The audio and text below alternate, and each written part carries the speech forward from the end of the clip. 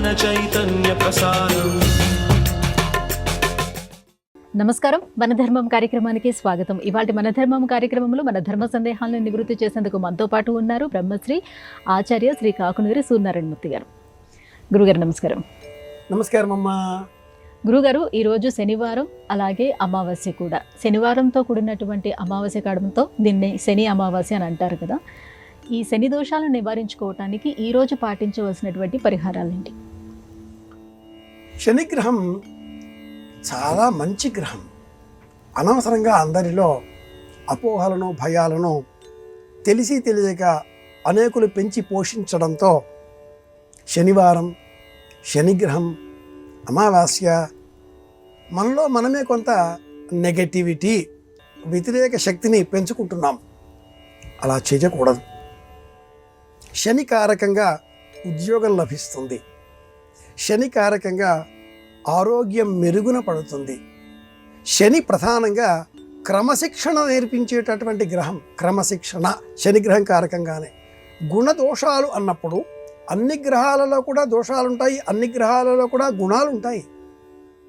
ఇతర గ్రహాలలో గురువు, శుక్రుడు, బుధుడు ఆ గ్రహాలలో ఉండే గుణాలను అత్యధికంగా వివరించినటువంటి ఆధునికులు శనిగ్రహానికి సంబంధించి అవగుణాలను మాత్రమే బాగా ప్రచారం చేశారు. ఆ కారణం చేత మనలో ఒక భయం ఏర్పడింది.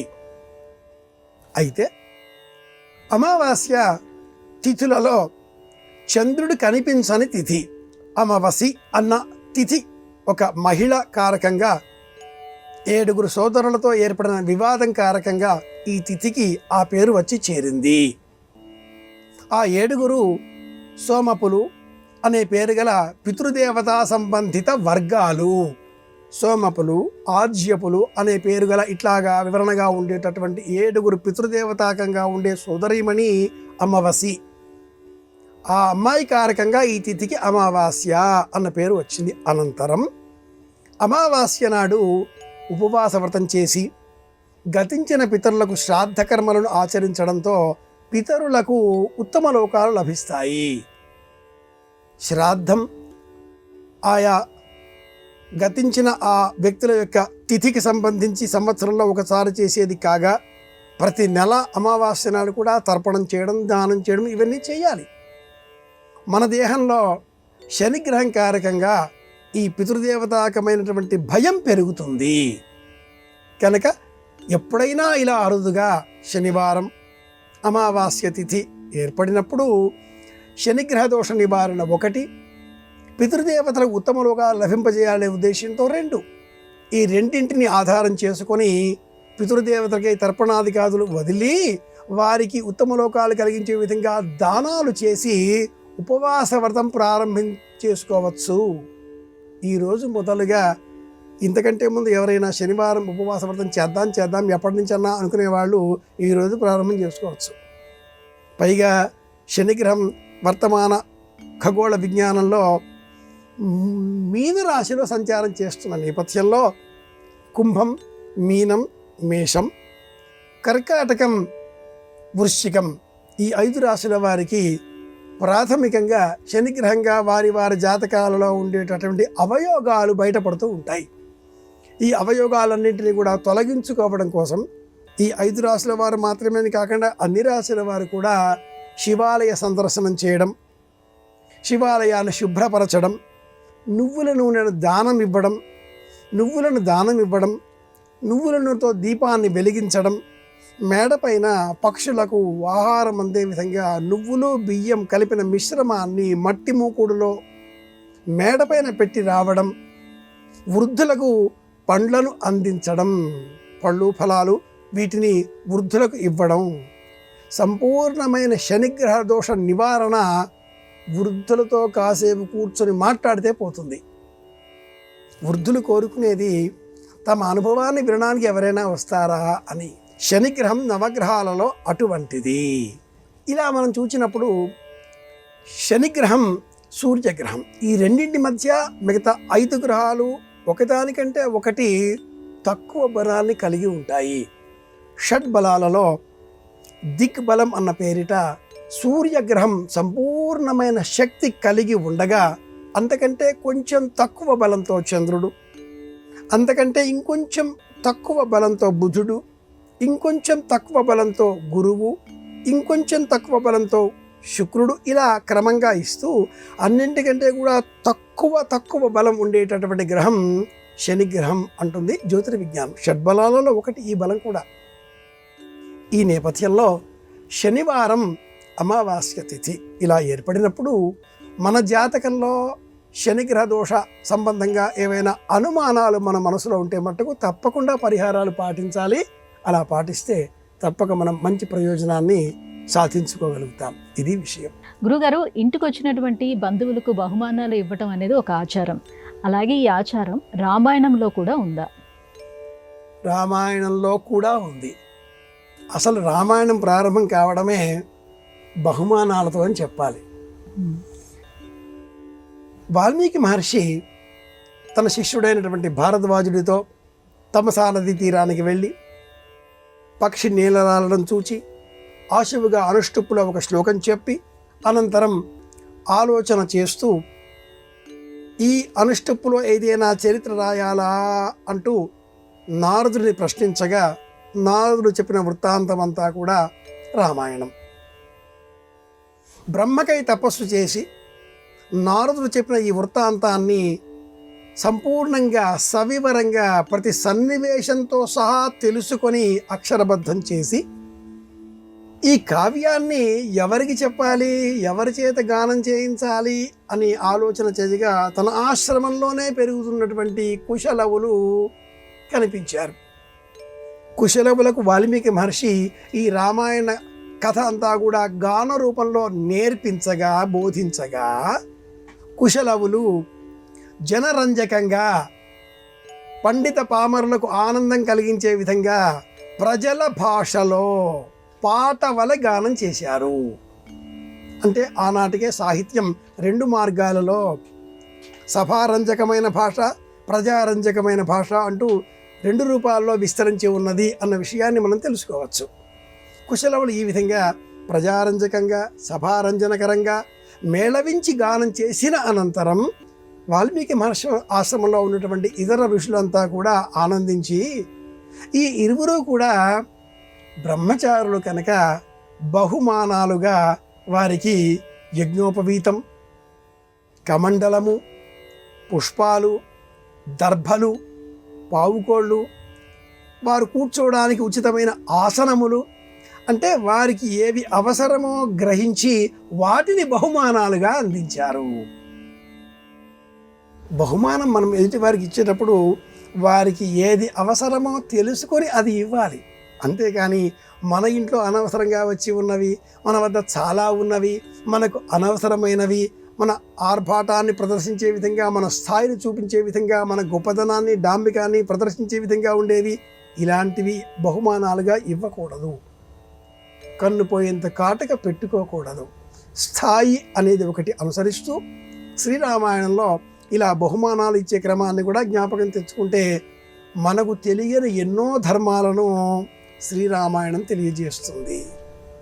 ఉత్తరకాండలో కూడా రామచంద్రమూర్తి పట్టాభిషేకం అనంతరం వచ్చినటువంటి బంధువులు, సుగ్రీవాదులు, విభీషణుడు అందరూ కూడా వారి వారి నిజ స్థానాలకు తిరిగి వెళ్ళిపోయే సమయంలో విభీషణునకు శ్రీరంగ క్షేత్రంలో ఉండేటటువంటి రంగనాథుని ప్రతిమను బహుమానంగా అందించినట్లుగా రామాయణ కథానుసారిగా వచ్చినటువంటి అనంతర రామాయణాలు అనేకం ఈ వృత్తాంతాన్ని వివరించి ఉన్నాయి.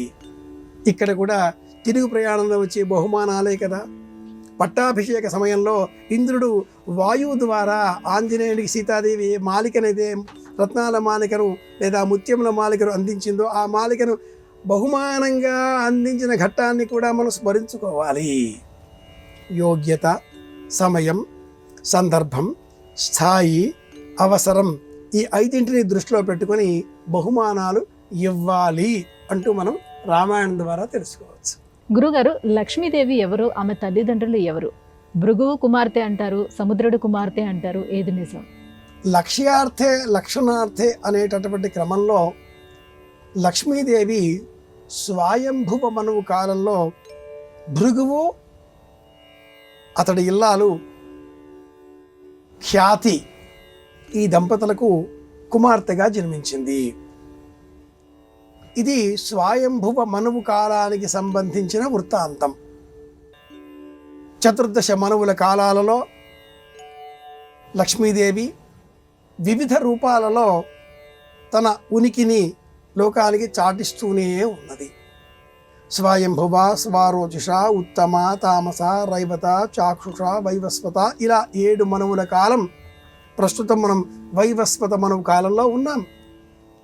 ఈ క్రమంలో ఆ తల్లి లక్ష్మీదేవి స్వారోచిష మనువు కాలంలో అగ్నిజాతగా, స్వయంభువ, స్వారోచిష, ఉత్తమ మనువు కాలంలో జలజాతగా, తామస మనువు కాలంలో భూజాతగా, ఇక్కడ సీతాదేవి కాదు, భూజాతగా అంటే భూతత్వ రూపంలో లక్ష్మీదేవి తన రూపాన్ని క్రమంగా మనకు తెలియజేస్తూ ప్రస్తుతం మనం ఉన్నటువంటి ఈ వైవస్వత మనువు కాలంలో సముద్ర గర్భ అన్న రూపంలో జన్మించినట్లుగా మనకు పురాణం వివరిస్తుంది.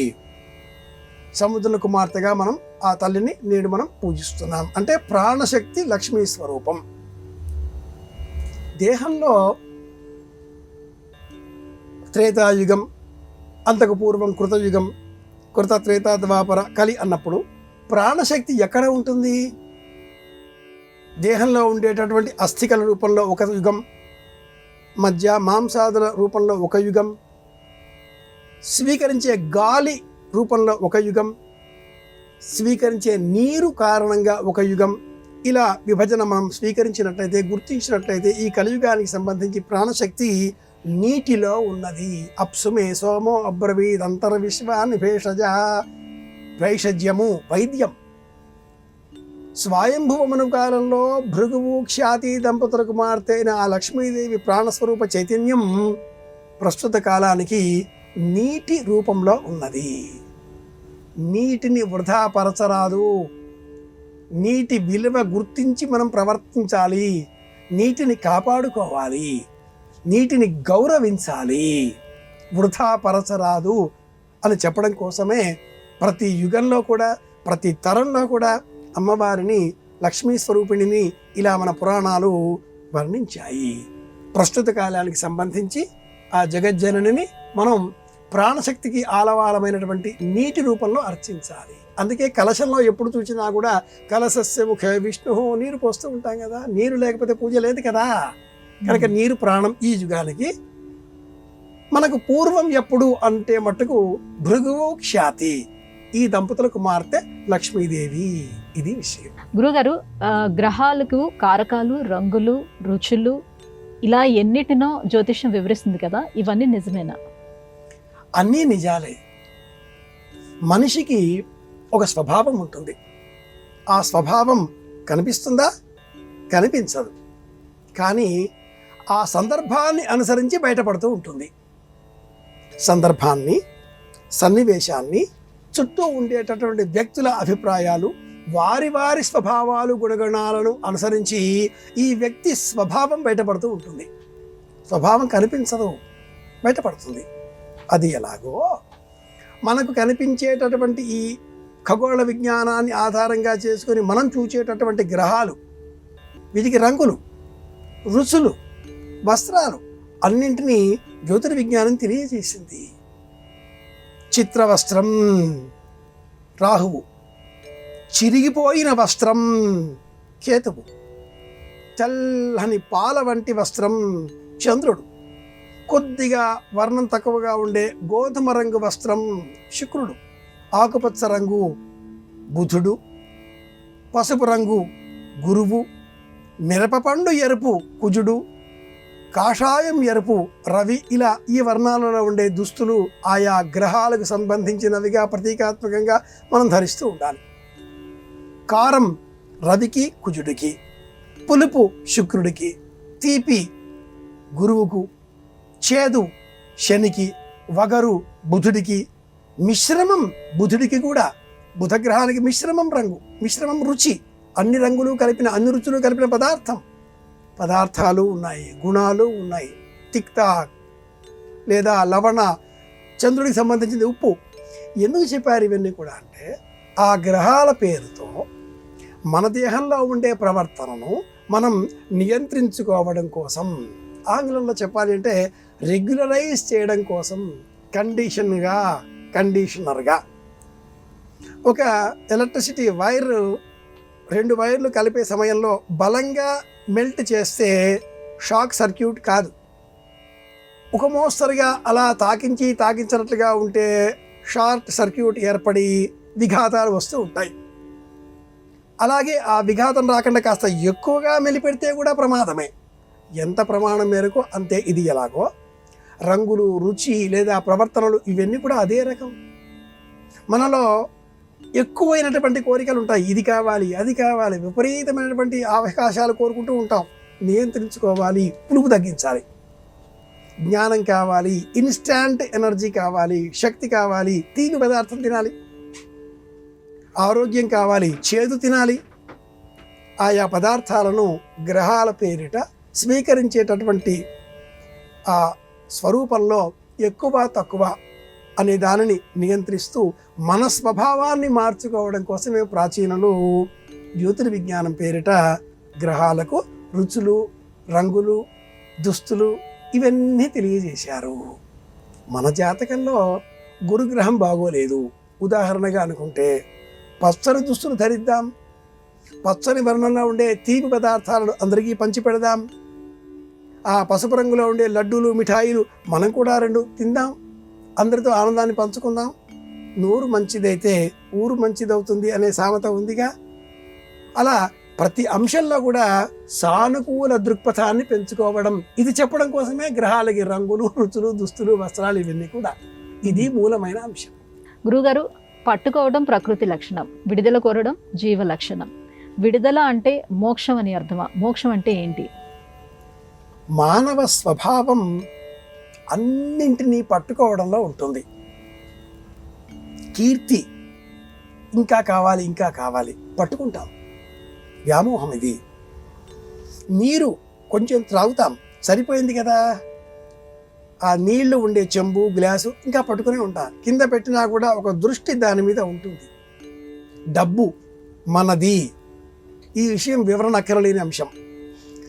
లోకంలో ఉండే ప్రతి అంశం పైన కూడా మనలో పట్టుదల ఒకటి ఉంటుంది, పట్టుకోవడం. అలాగే ప్రకృతి విడుదల కోరుకుంటూ ఉంటుంది. పట్టుకోమని మనల్ని ప్రేరేపిస్తూ విడుదల చెయ్యమని హెచ్చరిస్తూ ఉంటుంది. ఈ ప్రకృతిని పట్టుకోవడం, మనం పట్టుకోవడం, విడవడం అన్న విషయంలో వివేచన చేస్తే పట్టుకోవడం ఎలాగో చెబుతూ విడిచిపెట్టడం కూడా ఎలాగో చెప్పేటటువంటి ధర్మానికే దైవం అని పేరు.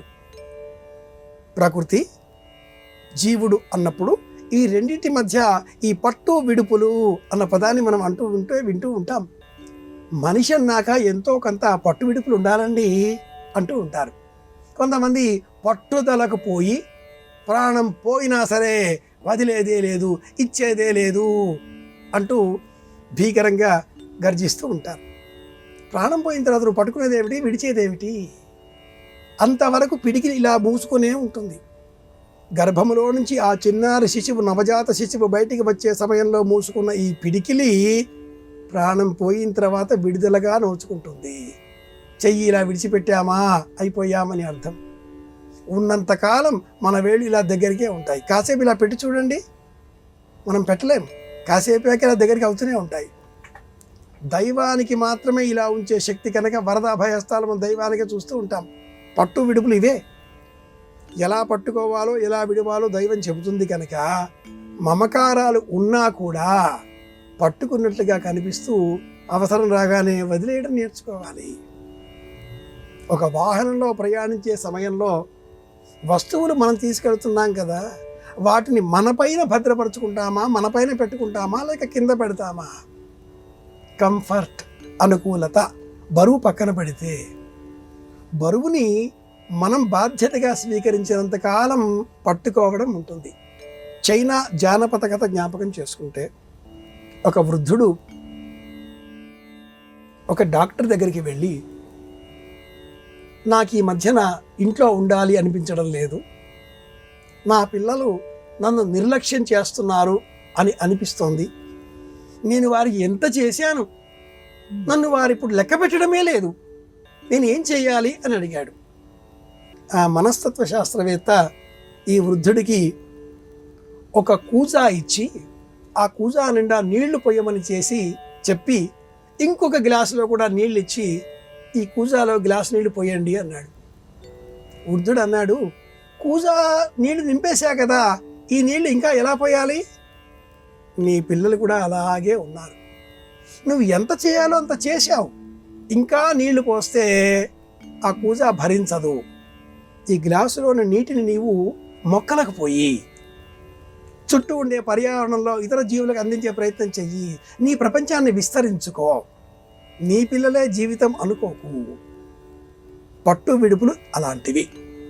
కుటుంబం పైన పట్టుదల కొంత ఉండాలి, కానీ కుటుంబంలో ఎప్పుడైతే నీ అవసరం మారుతుంది అని అనిపించిందో యావద్ విత్తోపార్జన సక్తః తావన్నిజ పరివారో సక్తః పశ్చాత్ జీవతి జర్జర దేహే వార్తాకోపి న పృచ్ఛతి గేహే భజ గోవిందం భజ గోవిందం. దృష్టిని విశాలం చేసుకొని ఇక్కడే వీరికే పోషించకుండా ఇతరులకు కూడా మన సహాయాన్ని అందించే విస్తృతమైన జీవనాన్ని పెంచుకోగలిగితే పట్టు విడుపులలో ఉండే అంతరార్థం తెలిసి వస్తుంది. పట్టుకోవడం ప్రకృతి లక్షణం. ఇది విషయం. గురుగారు, సూర్యుని అనుగ్రహంతో లభించింది అక్షయ పాత్ర. ఈ అక్షయ పాత్ర యొక్క ప్రత్యేకత ఏంటో వివరిస్తారా? సూర్య అనుగ్రహంతో ఒక రత్నం లభించింది. ఆ రత్నం కారణంగా కృష్ణుడి కథ ఏ చివరికి చేరిందో కూడా మనం చదివి ఉన్నాం. సత్రాజిత్తు శ్యవంతకమణి. అది ఎలాగో. రెండవ వృత్తాంతం సూర్యుని కారకంగా లభించిన ఒక అక్షయ పాత్ర. క్షయము అంటే అంతం కలిగి ఉన్నది, అక్షయము అంటే అంతం కలగలేనటువంటిది, కలగనటువంటిది, లేనటువంటిది అని అర్థం. ఆ ఉపసర్గ. క్షయము నాశనము, నాశనము లేనటువంటిది అక్షయము. అక్షయ్యాస్యంతతే యథా తాన్నద్యోభిసమాయంతి. వేదంలో కూడా ఈ శబ్దాలను మనం వినవచ్చు.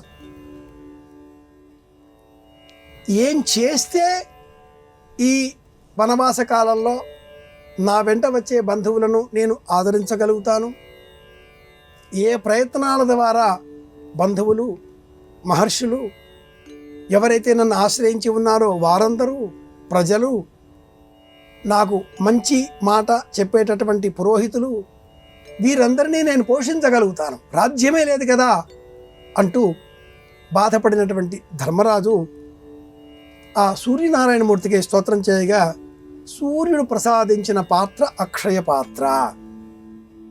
ఈ పాత్రను ద్రౌపదికి అందించాడా మహానుభావుడు. ద్రౌపది ఇల్లాలు. ఇల్లాలి ధర్మాన్ని ఈ కథలో మనం నేర్చుకోవచ్చు. ఏ పదార్థం చేసినా ఇల్లాలు ముందు తాను తినకూడదు, ఇతరులకు పెట్టాలి, అందరికీ అందించాలి. ఇల్లాడు అన్న పదం లేదు, ఇల్లాలు అన్న పదమే ఉంది. పిల్లలు, అతిథులు, అభ్యాగతులు, ఆదరించి వచ్చే బంధుకోటి, యాచకులు, భిక్షకులు అందరూ కూడా సమస్త జీవకోటి, సమస్త ప్రాణులు ఇంటిని ఆశ్రయించి ఉంటాయి. అందుకే గృహస్థ ధర్మం గొప్పది. ఆ గృహస్థ ధర్మాన్ని నిర్వహించేటటువంటి ఇల్లాలి పేరు గృహిణి. ఆవిడ అందరికీ అన్నం పెట్టే అన్నపూర్ణ.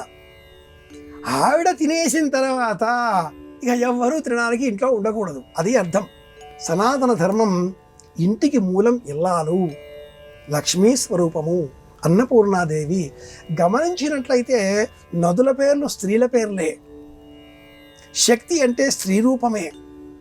ఇంటిలో ఉండేటటువంటి సమస్త వస్తు సంచయం అంతా కూడా స్త్రీ సంబోధనాత్మకంగానే మనం గమనించాలి. ఇల్లు మహిళా శక్తికి నిలయం. అటువంటి చోట ద్రౌపదీదేవి ముందుగా తింటే దుర్వాసాదులకు ఆహారం ఎలా?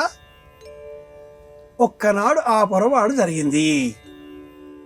అందరూ తినేశారు, ఇంకా ఎవరూ లేరులే అనుకొని చిట్ట చివరి సమయంలో ద్రౌపది కూడా కాసింత తినేసి ఆ అక్షయపాత్ర కడిగి బోర్లా వేయడంతో పరీక్షించడం కోసం, ఇల్లాలి ప్రాధాన్యత లోకానికి చెప్పడం కోసమే ఇది దైవ సంకల్పంగా దూర్వాస మహర్షి శిష్యులతో రావడం, ఎలా ఈ ఆపద అనుకొనగా కృష్ణుడు వచ్చేసి ఆ పాత్ర పుచ్చుకొని అందులో ఒక్క మెతుకు ఎక్కడో ఉండడంతో ఆ ఒక్క మెతుకు తాను తినడంతో దుర్వాసాదులకు తాము కూడా ఆ పదార్థం తిన్నంత ఆనందం కలిగి సంతృప్తి కలిగి తిరిగి ఇక్కడికి రాకుండా వెళ్ళిపోవడం, ఇదంతా కథగా మనం తెలుసుకున్నాం. ఏకో విష్ణుం మహర్భూతం పృథగ్భూత అన్యనేకశ త్రీలోకాన్ వ్యాప్య భూతాత్మ భుంక్తే విశ్వభుగ వ్యయ. విష్ణు పురాణం శ్లోకం ఇది. పరమాత్ముడికి అర్పించింది ఏ కొంచెమైనా ప్రపంచానికి జీవులకు అందరికీ అందుతుంది అని చెప్పడం ఒక నీతి. ఇంట్లో ఆహార పదార్థం లేకుండా ఇల్లాలు చెయ్యకూడదు, ఇది రెండవ నీతి. రాత్రిపూట అన్నం పిల్లలందరికీ భర్తకు తాను తినే సమయంలో అందరూ తిన్నాక కాసింత పదార్థమైనా మిగిల్చి చిన్న పాత్రలో సర్ది పెట్టి మూత పెట్టాలి. కాసింత అయినా ఇంట్లో అన్నం ఉంచాలి, నిశ్శేషంగా చెయ్యకూడదు, అది పాపం. ఆ ఇంట్లో ఇక ధనధాన్యాలు పెరగవు. అలా కొద్దిగా మిగిలిన ఆ పదార్థాన్ని మరుసటి నాడు ఉదయం ఇతర జీవులకు, సూక్ష్మక్రిములకు, ఇతర క్రిమికీటకాదులకు, పురుగులకు, జంతువులకు వాటికి ఆహారం అదే కాబట్టి వాటికి అందించవచ్చు. సమస్త జీవకోటికి మేలు కలిగించే విధంగా ఉండేటటువంటి ఆ శక్తి పేరే మహిళ, ఇల్లాలు. ఇది చెప్పడం కోసమే సూర్య భగవానుడి ఈ వృత్తాంతం, అక్షయ పాత్ర, ఇంత వ్యవహారం. ఇది విషయం. గురుగారు, ఇవాళ మన ధర్మం కార్యక్రమంలో మాకు వచ్చినటువంటి ఈ ధర్మ సందేహాలన్నీ కూడా నివృత్తి చేసినందుకు ధన్యవాదాలండి. కృష్ణార్పణం. ఇది ఇవాళ మన ధర్మం కార్యక్రమం. రేపటి మన ధర్మం కార్యక్రమంలో మళ్ళీ కలుసుకుందాం. నమస్కారం. ఈ కార్యక్రమాన్ని తిరిగి చూడాలనుకుంటే www.youtube.com/ETV Life Spiritual లో చూడవచ్చు.